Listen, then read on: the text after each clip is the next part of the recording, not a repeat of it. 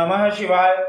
मित्रों नमस्कार, मैं पंडित श्यामधर शास्त्री आज विशेष रूप से एक विषय पर बात करेंगे, चर्चा करेंगे बट वृक्ष के बारे में।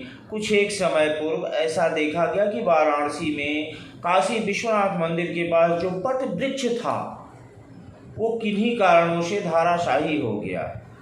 तो इस पर बहुत विषय आया, बहुत बातें आई कि ये शुभ संकेत नहीं है, इससे प्राकृतिक आपदाएं और बढ़ेंगी। तो क्या है हमारे प्रकृति का संबंध बट वृक्ष से? बट वृक्ष हमारे लिए क्यों इतना महत्वपूर्ण रखता है, इस विषय पर हम बात करेंगे, आज जानने का प्रयास करेंगे। क्योंकि प्रकृति ने हमें सूर्य, चंद्र और तारे दिए, धरती दिए। जब धरती की उत्पत्ति हुई तो भगवान ब्रह्मा ने आदेश दिया, देवताओं से कहा कि आप प्रकृति में वनस्पतियों का निर्माण करें। तब लक्ष्मी जी द्वारा बिल्वपत्र, कामदेव जी द्वारा कदम्ब और यम द्वारा पलाश और वराह देव द्वारा दुर्वा और कुशा का निर्माण किया गया।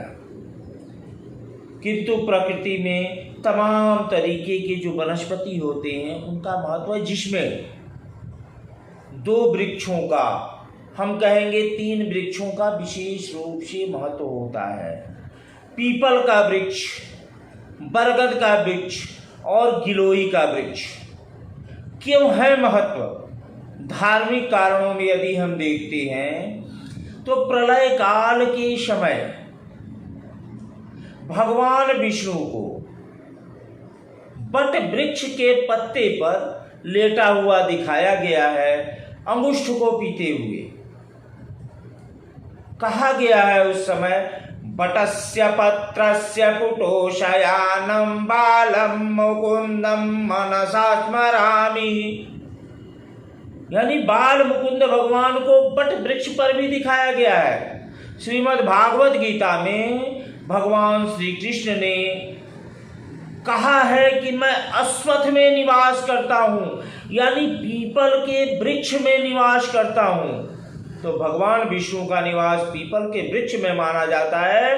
वैसे ही भगवान शिव का निवास बट वृक्ष में माना जाता है। चूंकि भगवान शिव के ही अंश से उत्पन्न हुए हनुमान जी हैं, तो विशेष महत्व बट वृक्ष का होता है।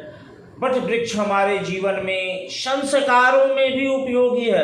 अब इसका हमारे संस्कृति में क्या महत्व है, इस पर हम बात करेंगे।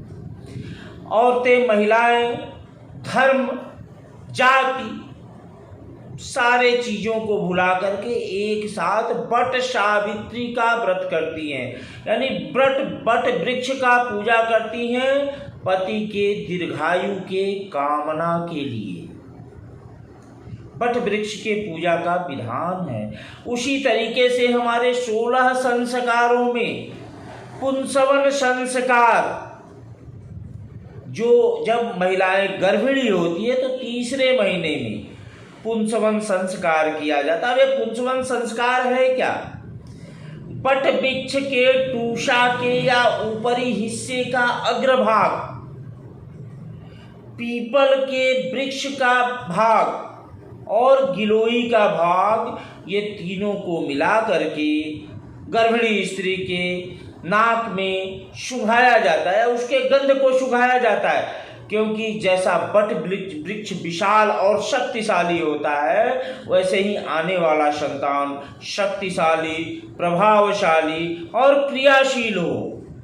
इसलिए पुंसवन संस्कार बट वृक्ष का बहुत महत्व है पुंसवन संस्कार में। इसके बाद हम बात करते हैं पशु पक्षी या प्रकृति के लिए पर्यावरण के दृष्टिकोण से बट वृक्ष विशेष महत्व रखता है हमारे जीवन में।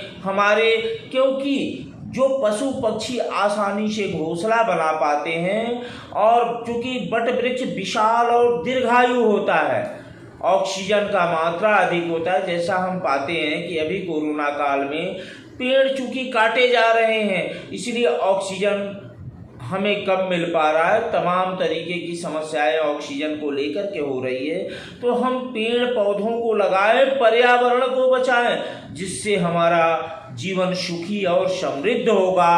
तो हमारे लिए वट वृक्ष का जीवन में विशेष महत्व है। अब हम बात करते हैं औषधीय गुण। चूंकि तीखापन लिए हुए यह वट वृक्ष हर एक तरीके से, यानी हर एक शारीरिक स्थितियों में ये काम देता है, तो बस वट वृक्ष की काफ़ी उपयोगिता है। और भगवान शिव का निवास वट वृक्ष में होता है, इसलिए वट वृक्ष का हमारे जीवन में विशेष महत्व है।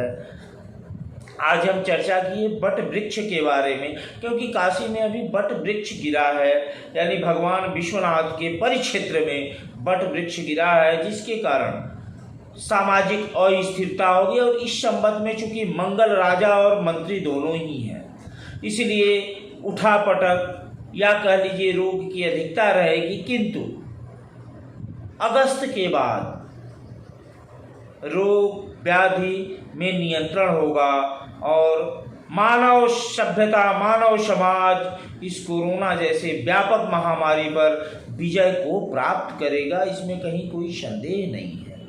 तो आज हम चर्चा किए वट वृक्ष के बारे में। पुनः हम अगले कार्यक्रम में मिलेंगे किसी नए विषय के साथ। तब तक के लिए नमस्कार। ओम नमः शिवाय।